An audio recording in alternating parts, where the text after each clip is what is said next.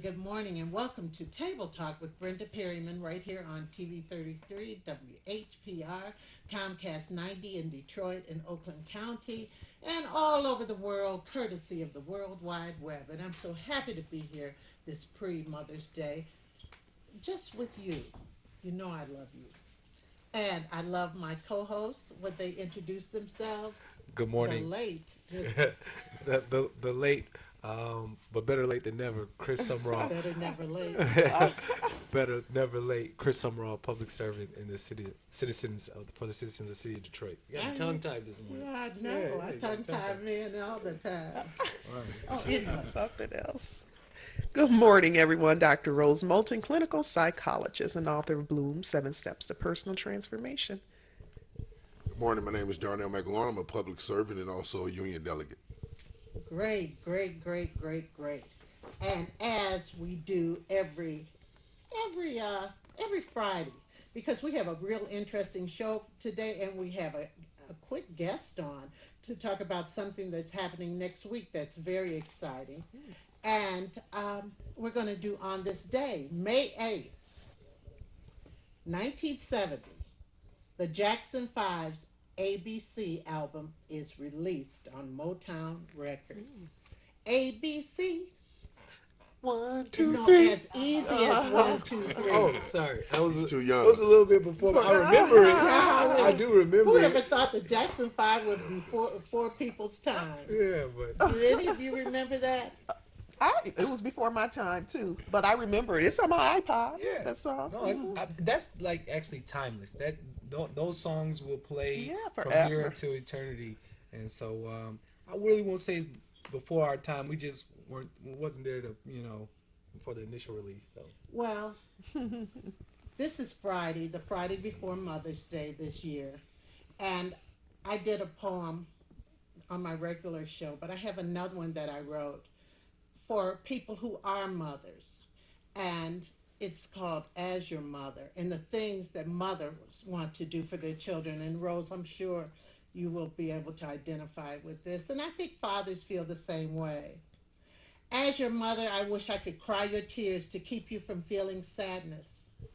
As your mother, I wish I could make right all your disappointments so you'll never feel betrayed. I wish I could experience your first broken heart so you won't feel like you're dying inside. I wish I could hit everyone back who hit you first so they'll know not to hit you again. As your mother, I realize that I can't fight all your battles, but because I am your mother, I can teach you strength by teaching you to love yourself enough to get up when you're knocked down. As your mother, I must teach you to love everyone, but realize you can't save the whole world, only a portion of it. As your mother, I must teach you to be aware of negative people, but don't take ownership of their pain. As your mother, I must teach you to be a good parent so that my grandchildren will be good people. Always know that even though I won't be there to shield you from all heartaches, hits, and pains, I've taught you that they are a part of life and they too shall pass. I had to teach you this because I am your mother. Beautiful. Yeah, very excellent. beautiful. Yeah, But excellent. isn't that the way we feel? Absolutely. That's the way we Absolutely. feel. Well, we're going to go to a quick break, and Dr. Austin Anderson, she will be here in just a moment to talk about an event that's happening next week, and she'll be right here. We'll be back in just a moment. Thank you. And I am here now, and it's my pleasure to be here with Dr. Adele Austin Anderson, who is the director of the University of Michigan Detroit Center, right here in Midtown. That's right. And good morning. How are you? Oh, good morning. I'm so glad to be here. And let's kind of talk about what's going to be happening next week, Friday, right? Well, next week on May 15th, we're real excited because, you know, the person you love, Brenda Perryman, is going to be our guest speaker at an event that we're having there. It's on Maya Angelou. And what we're going to do is show a film first, and then Miss Perryman is going to talk and perhaps do some readings on Miss Angelou. And we're going to take questions from the audience too. That's correct. And it's the anniversary coming up of her passing, right? Right. She died almost a year ago, last year on May 28th. So we Right. also want to celebrate that. We really want to celebrate her life and her legacy. And there have been so many ways that people have done it. And I'm going to talk about some other ways you can do it. All right. I'm really excited about this. And how, tell people where they could go and everything, and why you decided to do this. Well, we have what we call the Sankofa Film Festival, which is a partnership that we have with the University of Michigan Dearborn's African and Africana Studies Department. And what we do is we show 4 films each year that talk about, anyone in the African diaspora. And so this year, among the people that we talked about was Maya Angelou, and earlier this year we also talked about James Baldwin. So it's people that people know that it's a great time if you have a young person to introduce them to these legends really in literature and the arts. So if people would like to come to this, anybody is invited. It's open to the general public. There is no charge. It's at, again, the University of Michigan Detroit Center on Friday, May 15th. It begins at 6. We also have refreshments available. So if you're coming from work, you don't have to worry about stopping by and getting something to eat first. And you can park right behind it and just walk right in, right behind it, because a lot of people may not know where the center is located. Right. So we're located right next to the Detroit Symphony Orchestra. We're on the corner of Woodward and Mack. Or at Between Parsons and Mack. Between Parsons and Mack. So you can actually park in the Detroit Symphony Orchestra's parking structure, which is behind our building. Our address is 3663 Woodward. If people wanted to find out more about it, who would they call? So you could call by 313-593-3584. You can also go on the web, and it's Detroit Center, one word, .umich.edu. Absolutely, absolutely. And Dr. Angelo really provided me with one of my full circle moments. You know, those full circle times where you start one place in life and then it brings you back around to maybe the impetus, because once I discovered her and I loved her poetry, never knew that I'd ever be writing poetry until one day I was teaching a class over at Oakland Community College and I wrote a poem, and then I just couldn't stop. I was on this thing. Wow. But the fact that I got to open up for her right at Orchestra Hall and meet her, and I watched some things she did, which I'm going to tell the audience about. I mean, that was one of those full circle times. Oh, that's going to be great. That's going to be great. I'm really excited about it. So that's 6 p.m., everybody, right down on Woodward, and it's free. That's right. That's the operative word, too, free. And they're going to have refreshments. That's right. But it's going to be a good time. And, the more you find out about Maya Angelou, the more you understand her poetry and what's the motivation for a lot of her poems also. That's right. That's right. So thank you for coming in, Thank you so stopping much. in. Thank you for having me. Anytime. And we will, I'll see you next Friday. See you next Friday. Okay, we'll be back in just a moment with the rest of our co-host, and we have a lot to talk about. See you in a moment. We're back with our hosts, and we're getting ready to talk about so much that's been happening. And one of the things I didn't put on the list, guys, is at the end, if we have time, we'll talk about that great fight last week. Oh, whatever. Next joke. But anyway, let's talk first about a man who chose Detroit to be his launching point for his political or Presidential. Presidency. Yeah. Ben Carson, Dr. Ben Carson. Now it's just Ben. Benny. No, I'm just kidding. No. He this past week I was down at the Charles H. Wright, I believe, and I thought it was a music hall. No, I think it was Charles H. Wright. This was Was it music. music hall? See how much it was music hall, I but think I see how saw- much we So where were you at? paid attention to it. We obviously didn't care a whole lot, but Yeah. we, Well, you know, notably, he's putting his hat in for the presidential run, and but today we were talking about how he's kind of got a reputation of being quirky, I guess. hey, any other points about Dr. Ben Carson, who's a native Detroiter? He's made so many strides in neurosurgery. And One of the top neurosurgeons in the world. Had a book. There was an autobiography that was written probably about 20 years ago on him that was just phenomenal. And when I worked in the youth jail, I encouraged all the boys to read it, even my sons to read it. So it's Gifted amazing. Hands was Gifted a- Hands. The last year has been interesting. It's almost like you are looking at a person who is not of this world. Right, you know, obviously Ben is a very intelligent individual, Obviously. very educated, a world-renowned neurosurgeon, a few patents. But sometimes I believe when your education is so focused in one direction, maybe he doesn't have what it takes to be in the political arena, and it's evident by some of the statements that he's made recently. And rightfully so. He suggested that prisons turn individuals gay.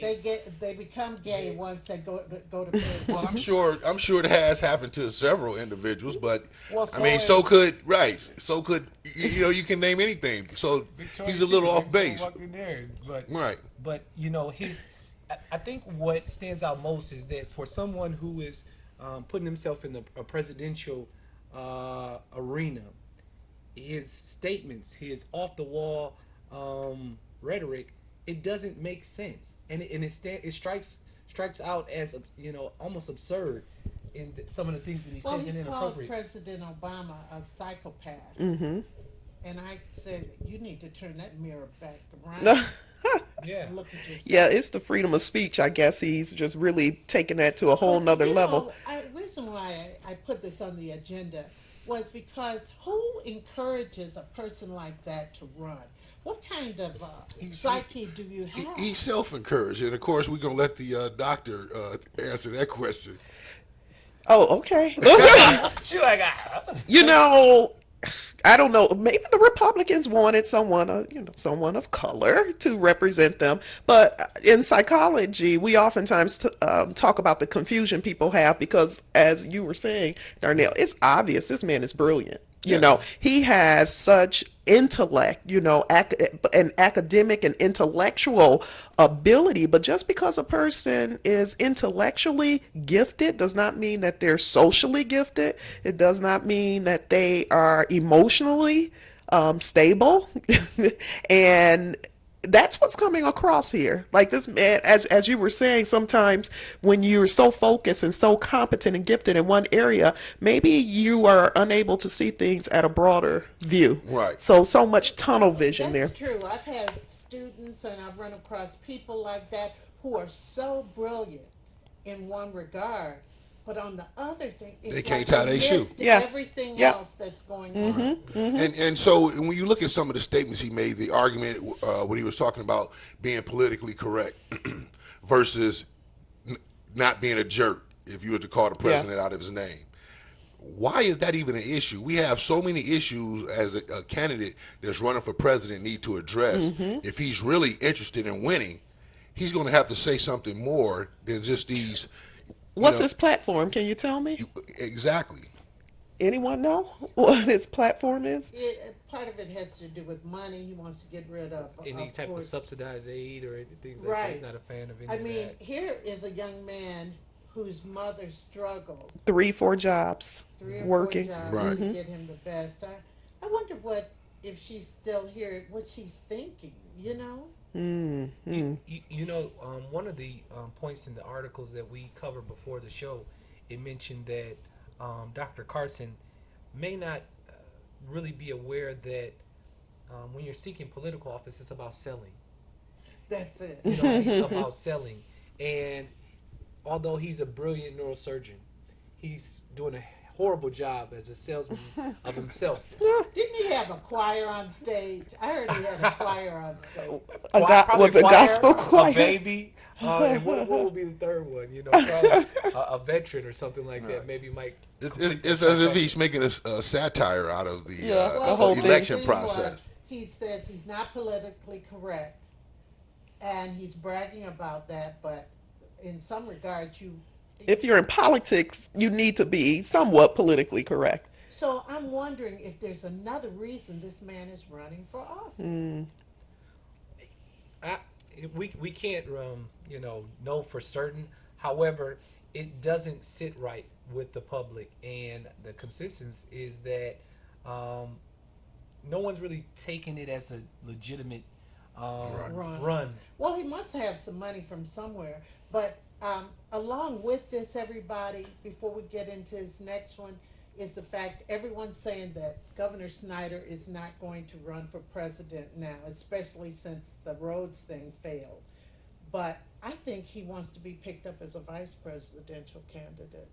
Wow. I want you to Okay. think about that. He's ringing. Say we heard it from you first, right? He rang the bell this morning at the New York Stock Exchange. Oh, okay. I'm telling you, something's up. Mm-hmm. Hey, take it from me. I know these things. Well, it's up, but the approval of Proposal 1 definitely isn't it. And let's talk about that. That was the roads, Proposition 1. Yeah. It lost it. It was 80% against and 20%. All that money They into spent over $1 million on that. Yeah, I thought the final number was even more than that. Yeah, all those advertisements and over campaigns. $5 million. Mm-hmm. So, But you know, the last week I had the person who is the Democratic whip in the House, the state of Michigan House, the state Senate. He's the head of the state Senate. He's chair of the caucus, Democratic caucus. And I told him the message was delivered wrong. And I wonder if that was on purpose or the fact that the company they had was wrong. The message was delivered wrong. And not only that, and he said, yeah. And I said, don't they understand that this is going to lose? All it did was give an opportunity for other people who had ballot items to get on the ballot. That's what it did. yeah. You know, for me, Brenda, I can't trust anything that the governor says. If you look at the proposal as it relates to the roads, we know there's a lot of other things just clumped in there. And they used the backing of the protection of the Constitution. And I'm going to say it again, I say it every week. Police and fire pensions were constitutionally protected, and they took it away. So any argument that he brings up about the constitutionality of something, I just can't buy it. Also know that the governor was in cahoots with the governor from Ohio, the governor from Wisconsin, and they were all under the arm of the guy who ran for vice president in this last election under, and I can't think of his name. Paul, I know who you're talking Exactly. about. It's amazing how quickly people's names. Exactly. So much happened. But the philosophy that they subscribed to was doctrine by an author back in the 50s. Her name was Ayn Rand. I know. Okay, I've read and it. she wrote a very good book called Atlas Shrugged. You should read it if you haven't. But they subscribe to this policy of freedom, but it's primarily talking about the have and the have-nots. They want the freedom to rule and forget about everybody else. And this is the agenda that this whole Republican regime is running under, because the governor of Wisconsin, who, if you remember, was caught up in the phone scam from the radio station, as is acting like David Kochek Harding, and they were talking about bringing in rioters to, and so on and so. But that's the reason why our governor was brought into that fold under the same individuals. I can't trust anything that he says. I would like to believe that the voters was in the same mind frame that I am, but I believe they just looked at it and saw that it wasn't a good proposal. Yeah. Wow, right, it wasn't. And see, the thing is, this Ayn Rand, or that was really her name, Ayn, A-Y-N, Rand. And Paul oh, what was his name? But he was into her. But the way her thing is, man makes it by themselves alone. That's her philosophy. He makes it by it's his will that makes it. Yeah. In other words, stand up on your own feet. The government's not going to help you. It was that kind of philosophy, and he has that kind of philosophy too. Because Snyder, he's not one to be trusted. I just tell you the truth, and I know that a lot of our viewers feel the same He is way. a politician, so that would probably make sense. But I remember when he first came on the scene, he said, "I'm a nerd." Yeah, yeah. Oh yeah, his Twitter account is called One Tough Nerd. That's his Twitter account. Really? Yes, his Twitter name is One Tough Nerd. The operative word Paul is Ryan. tough. Paul Ryan, right? The Paul Ryan, operative word is tough. Paul Ryan, absolutely. The opposite word is tough. And I told somebody then, and I remember a particular radio talk show host just, oh, I just like the way he sounded. You know, he's not a regular person. I said, he is the sneakiest of persons. He is. He really is. And he, like you said, your pensions were constitutionally protected. Yes, He's and the governor took that right away. They went to court and fought and said that a constitution or a pension was a contract, even though it's in the Constitution, and they took it away. So now they're introducing all these proposals that saying, "Oh, this Constitution protected." It's not, according to you, because you're the one who took it away. Wow. And essentially, what that is a promise. And so, like many of us experience in our life, once someone breaks promises, and then they come back and, well, I'll promise this time it'll be different. You can't help but have that skeptical opinion from that point on. Right, Exactly. absolutely. We have a call. Marcia, good morning. Good morning, enjoying the show. Well, Ayn Rand, Ayn, she died with her Medicare card in her possession. What card? Or Medicare card. Philosophy, but they utilize everything that the Democrats have put in this country for Americans. So she took her Medicare card. She utilized Medicare. And they can use federal law to trump state law. So that's what happened with the pension. They say the federal law trumps the state law. So that's true. Thank you. Thank you. Thanks, Marcia. Okay. Thank you. Well, so I see now, just with so many other things, see, when people see how your character is, things you do, people are not going to follow you. But he is a champion to the National Republican Party. And what's interesting about the proposal one is that I think 100% of Michiganders recognize the deplorable condition our roads are in. Oh, this morning. Yeah. However, at a record amount, I think it was 80% to 20%, which is the largest amount as disparity that there's ever been as far as Since 63 or something like that. 63. Since 63. And so regardless of whatever party you identify with, whatever class you identify with, this was an encompassing no. And so this was a resounding no. We know that the governor championed this. What's interesting, my perspective is that we know this governor to be one to repackage something and then send it back out. So, or to re-gift it back to you. So we'll see. I'm waiting to see, what the next move is, how they're going to try and force this, because it appears as that's their MO now. If they don't get the people to vote the way they want, they'll force it on you. But see, they had a lot of Republicans, so-called, on the committee before this started who dropped off the committee. They kind of knew that this wouldn't pass. But let's go on to another kind of history-making thing was the city of Oak Park. Voters, on being one, approved liquor sales in restaurants. And they have had this on the books. No liquor sales in restaurants since Prohibition. I never knew that. I did. I didn't either. Once I moved. Yeah, it never dawned on me that you couldn't stop at a restaurant In really, Oak Park. or a pub or something Well, like they that. just approved the thing where you could get a temporary license for beer or liquor in a beer or Wine. but no liquor. Well, yeah, I thought it had liquor, but you can serve it at a restaurant. The interesting thing about it is they can serve liquor, beer, and wine as a drink at a restaurant, but you won't be able to serve it at a bar, a strip bar. But yeah, that's what they Right approved now. But Right. prior, Now. Oh, yeah, right. Prior. Right to that, it was just a dry city, huh? Well, Right. not dry Well, you can- because you can right. stop at obviously a At my Liquor house, store. you could get some. right? Yeah. Right, you can purchase it at the store and Yeah. take it home, but it was no place that you can Go sit and eat drink. and Right. okay. And so it's packaged though, is just as the state packaged the roads, just as Wisconsin governor packaged the pension takeover there. They focus on one thing. They present you one thing.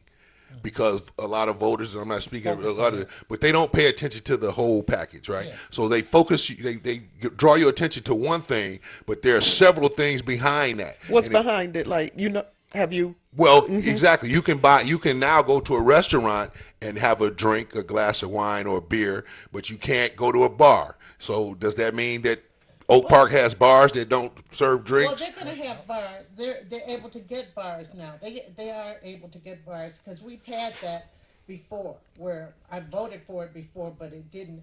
We have a large Orthodox community. Oh yeah, Yes, absolutely. And Right. they voted against it. I mean, there was one guy, Aaron Tobin.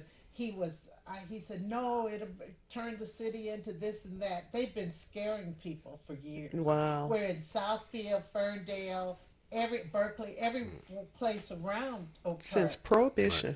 The change now is for economic reasons. They saw that they were losing out on a lot of things like Applebee's, Yeah. run-of-the-mill restaurants that serve alcohol. So And you they want look that at Royal traffic. Oak with Right. all the restaurants Right. there. Exactly. And, Right. So I they're remember opening up a walking- little bit. I remember walking in Royal Oak back in the day because I've been there 36 years. And I remember walking down streets, Washington or Main, and I was the only person on the street back in the day. Now it's so many people on the street. It's funny. In And- Wisconsin, it was Governor Scott Walker. Yes, and Governor from- Scott And Walker. Yes. Kasich is in Ohio, by the way. But looking at things from a commerce perspective, I think that this is a good move if you're looking at revenue coming into the city. The articles mentioned that the city of Oak Park had missed out on several restaurants and even a hotel because we know common practice in hotels, they have a lobby and they may have a social area or bar or something Where like they that. have Exactly. happy hours and everything. Well, it'll be interesting to see what happens Yes. because it's what they call a bedroom community. It's one of those things. We'll see what happens. Now, the Detroit police, and they announced it yesterday. They have this new program where police can take their cars home. The police who live in the city. So there's a police car out there, and people will see them and maybe be fearful. They can have it outside their house. They're getting those old Crown Vics. Somebody's doing them over. He's done a few over. Mr. Hussein. Mr. Hussein. What do you think about this? Do you think that will help curb Deter. criminal? I personally think that it could possibly help. And when I read this article, I was thinking of old Scarecrow and how a scarecrow they put him up in the cornfields as a prop just to keep the crows away. And even at my grandfather, my late grandfather's, he would keep like an owl or something up over a fake owl over Yeah. up to keep other animals away. And so I think in that sense, in a very basic sense, it gives a sense of something. Maybe not actuality that a cop is in there or something, but I know myself. I've been driving down the street and I see a cop car. Now I don't know whether this Yeah, cop is in there or yeah. not. Well, But they do that in Oak Park. They'll park a police car there and nobody's in it. Huntington Woods too. I don't think that's Yeah. bad. What's interesting though is they should have been done it. This is something I've been actually looking into. If you go down south, for example, let's take Atlanta, inner city. Certain apartment complexes allow cops to live there for free, as long as they can call on them when something happens in Wow. the complex. A lot of the restaurants utilize off-duty police officers in their uniform as their security versus, Joe Blow security company. So when you walk into Bennigan's, you see a cop sitting there. You don't know if he's on duty or off duty. Well, I mean, that's where I initially saw it. Shoney's or something like that. Exactly. But you walk in, there's a cop there in a uniform. Yeah. Right? You don't know if he's on duty or off duty. He's off duty, but he has a radio that's assigned to him, and so if he needs backup, he can call the actual on duty cops to come. So it's twofold for me in that particular instance. It would provide extra security in the community. Plus, it allowed the officers who just took a pay cut or whatever to subsidize their income. Mm-hmm. And it's all within the capacity which they're sworn in to work. And and we know as part of this city's revitalization, what's going to be necessary is the communities. Exactly. And I think implementing this is going to, of course, provide more visibility of the officers that's in the community and perhaps cause more cohesiveness within the community, people talking and understanding we have somebody here that can protect us or look out. And it's a reason it will cause people to pause. Yeah. Those who may be out to cause trouble. Well, and two, as they've been talking, and they've been talking about this in many communities, is police community relations. I remember as a little girl, a lot of you might have been born, Darnell, but I don't know. But as a little girl, these two, I'm not even counting them. But wow. We knew the police officers in our community. We exactly. knew them. We knew who they were. Exactly. And I don't know where we got away from that. Yeah. Expansion got away from it. And I know exactly what you're saying. My grandfather used to know all the cops in the neighborhood, you know, Officer Joe. Yeah. And I got arrested by so-and-so. He knew him. So from that neighborhood, though, most likely. Exactly. They didn't just come from Holly to work in Detroit. Exactly. And so when you see when you see the police car in the neighborhood, everybody will know, hey, that's Officer Joe house. You got any problems, we can go to him, those type of things. But these, they were just there too, and they kind of, they were in the precinct, so you kind of saw them here and there and stuff. So and they used to be beat cops. They still are beat cops, but it's just a different sense. Right. But no, I'm talking about within the last 10 years, it used to be cops that walked up and down Livernois, and you would see them. And they used to visit all the shops. So I don't know what happened. Maybe it needs to come back. And hopefully this is the start of that. Exactly. This is the start of it. Well, let's talk real quickly, because even though it happened last week, people were still talking about it early this week. The woman who beat her son away from the crowd. He had a little mask on and a hoodie. He was trying to be hard. And she beat him away. This was in, what state was that? Baltimore. Baltimore. Mm-hmm. Yeah. During the riots. Yeah. No, I said Baltimore City. Okay. No. Anyway, it was in Boston, and a lot of people said she's a hero. Baltimore, whatever. yeah. But I remember right after the riot was over, just about over, my mother was sitting on the steps of 1300 Beaubien, the police precinct, and she heard, because we had been looking for my brother all week, and she was sitting there with the priest. You said all week, so he had been missing since Sunday. Wow. And this was Friday. Mm-hmm. And she had been to morgue, everything like that. And she was sitting there on the steps, and she heard this mouth coming out saying, "I sure am hungry." She saw it was my brother. She beat him. See, they didn't load him up into the other police thing. She beat him down the street. Everybody was laughing at everything. Brenda. She did. I believe it. But raise your hand if you're a mother on this panel that hadn't beat you. Have not beat you. I beat my son in Tel 12 Mall. I beat him down the street. I told him you can't go down to these people's house to help them. He went, and I went to the sliding door. I said, "Is Ryan home? Is Ryan here?" They said, "Hey, Ryan, your mom's here." Ryan came out that door. I beat him all the way to my house. I said, "Boy, don't do that." Now that's a pay-per-view that I'd like to. Exactly. This is real. But here's the thing. That's the way get that message across. And he wrote. They did an article on him in the paper in high school. He said he'll never forget that day. But my son laughs now because there was Ian, there was my problem child, but there was an incident where he did something and it was just like, oh no, I went to the school and pulled him out the class and it was some money. He was a middle schooler and took some money or what have you. and played it off because his big brother took him to school and pretended when they were in Kroger he found money on the floor. And I pulled him out that class, and I wasn't, but I had a grip on him and caused so much pain. And now he jokes because he said, they pulled me in a meeting after that asking me if I was being abused at home. That's the So new what do stuff. you, back to the woman, because I might have done the same thing. Yeah.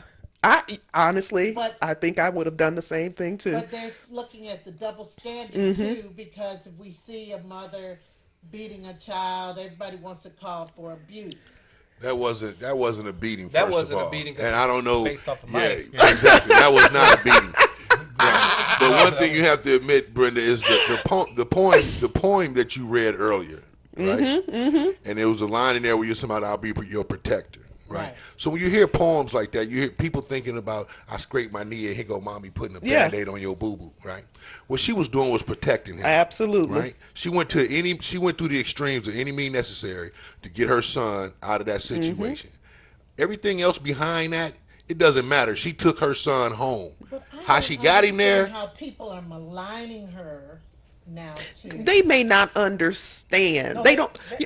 Some people don't. I don't think. Right. I don't think if you're not a, and I'm gonna say, if you're not a black mother in America, you're not going to understand the need that, especially when your sons become teenager. It's none of that talking. So it has to be something really that's going to get their attention.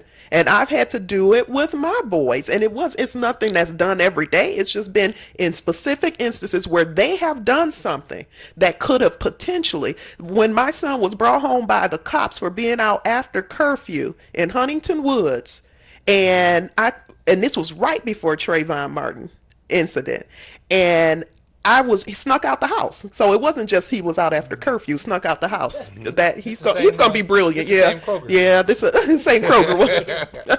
But He had to go to Kroger. it was just like that, all that instinct, because my thought was, and it had been other incidents leading up to this where young boys have been killed by police officer, black boys, let's say it, and we're in a predominantly, I'm talking 98% city of not color. Exactly. You understand?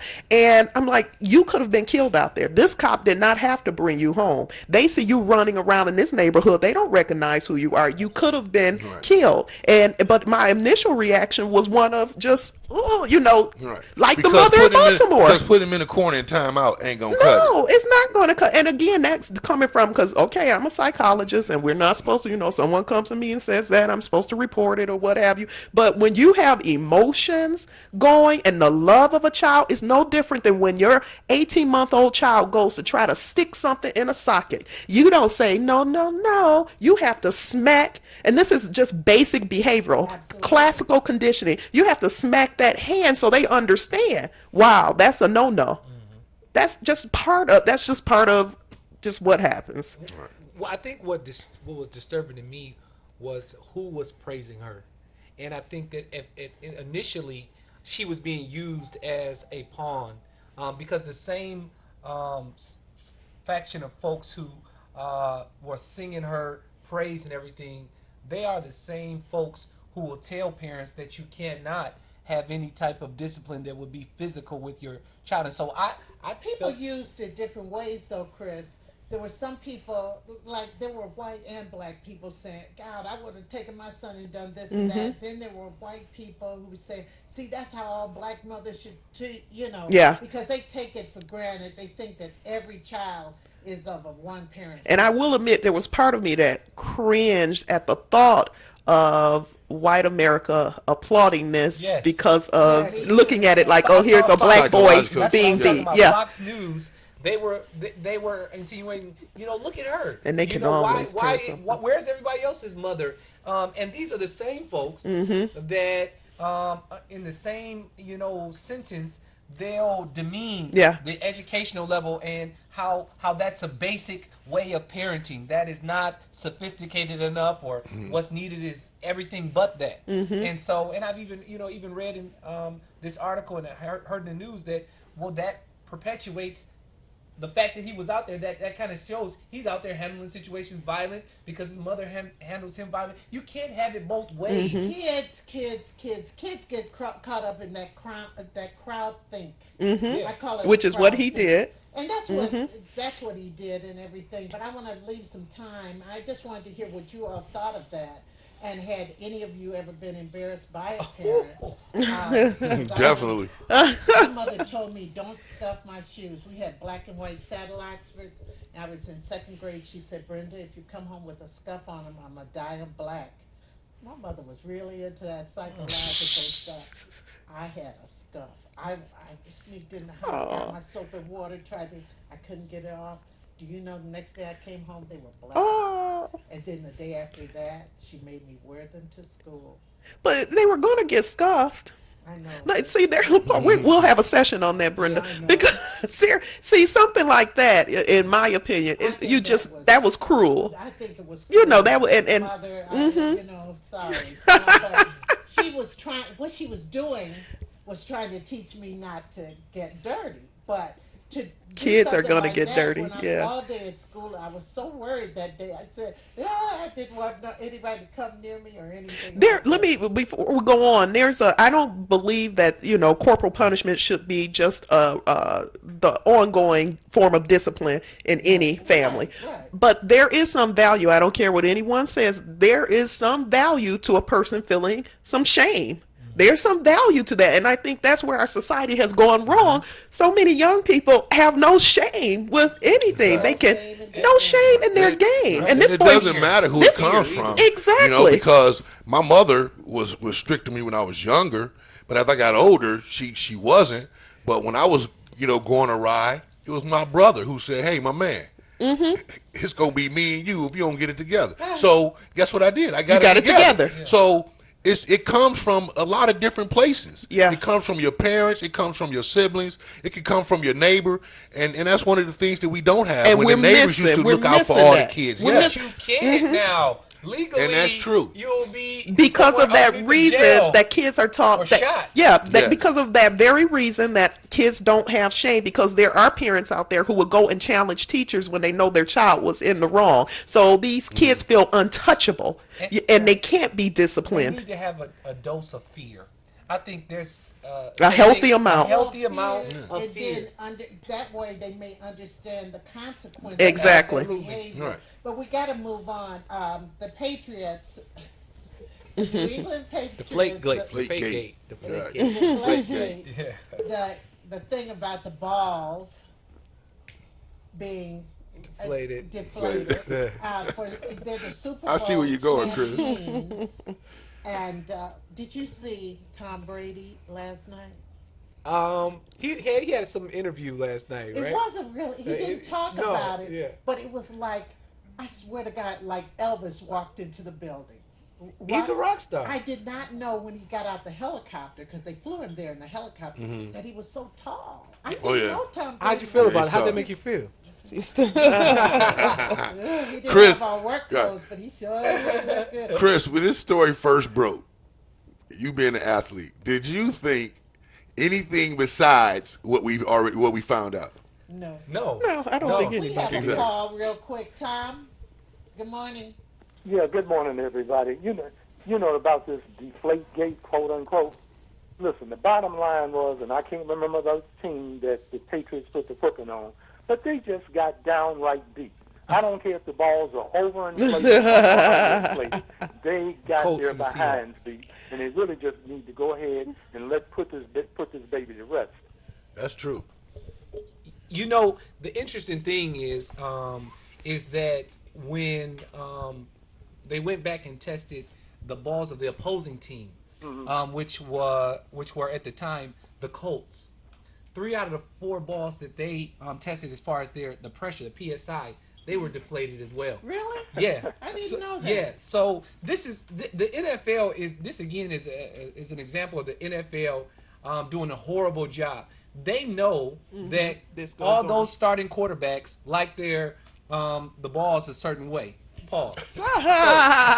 with that in mind, they want them a little underinflated so that they can have a better grip on them. Right. And so this isn't a Tom Brady, this isn't a New England Patriot issue.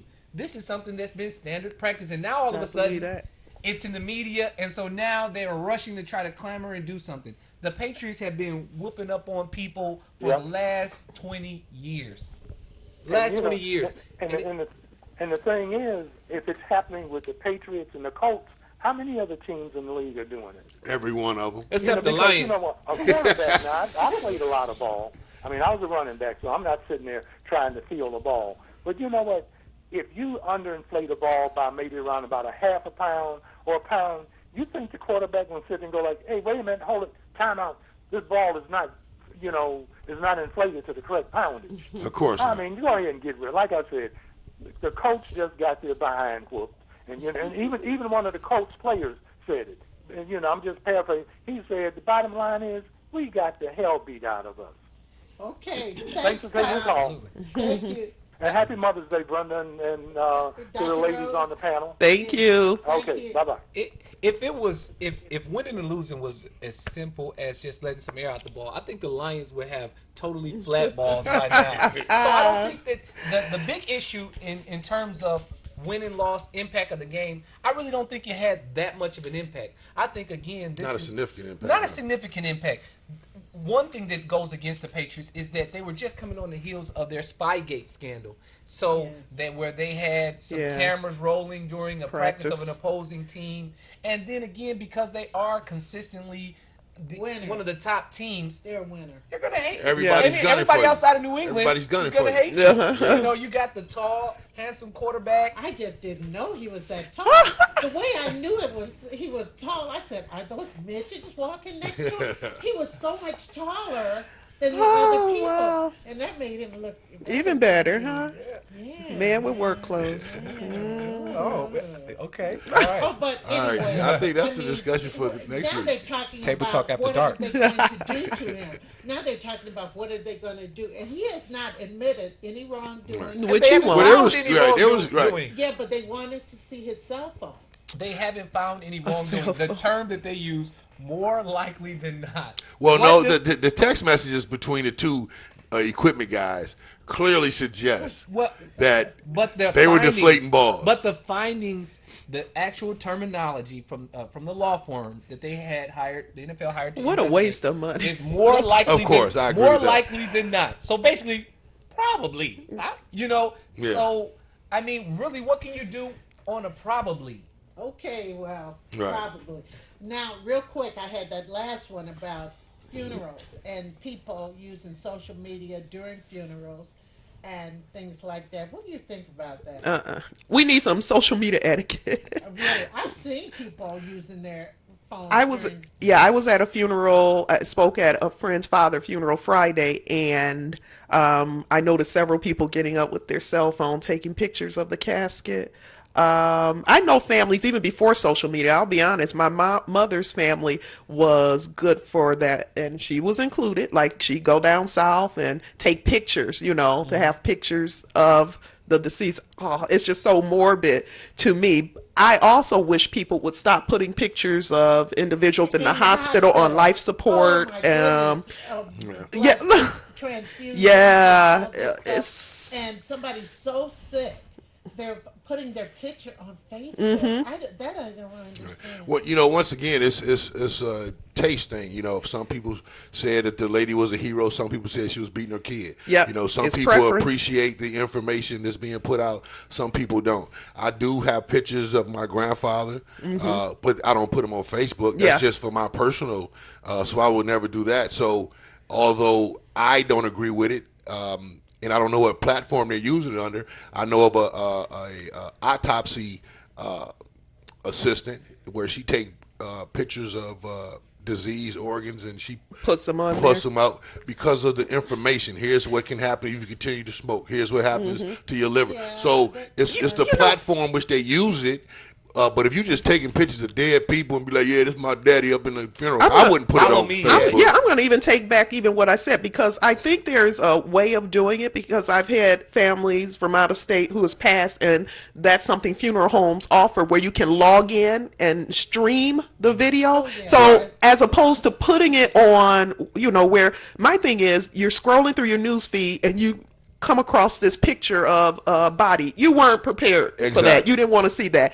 I think it's okay I if have there's a unfriended private. people for that. Yeah. Right. Yeah, if there's a privacy, like a link, I think that's good if people can't make the services and they're able to watch it that way. Oh, that Yeah. will- So if you went to the funeral home page, then you would be Go expecting there, that. exactly. But not not your scrolling through news your feed. kids' Yeah. pictures unless you know, whoa, what is this? So I understand that. You know, there's a huge, glaring, obvious issue with social media. Hurry, Chris. We got 10 And seconds. it is that it's a tool that has no instructions. And so, Good. if you guys And seen people abuse those workout videos where people are using the workout equipment totally wrong, Yeah. that's how folks are using social media. They got this tool and they're using it way Totally wrong. wrong. And So on Good that point. note, we got to leave it.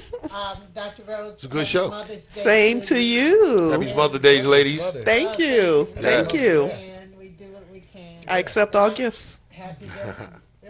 Oh, you're accepting gifts? Uh-huh. Oh, kids, you don't have to get You can get her a drink now in Oak You Park. don't have to give me Glass of anything. wine in Oak Park. Yeah, you could give me. You don't have to give me anything. She's so- saying that with a wink wink. I'm Side. just kidding.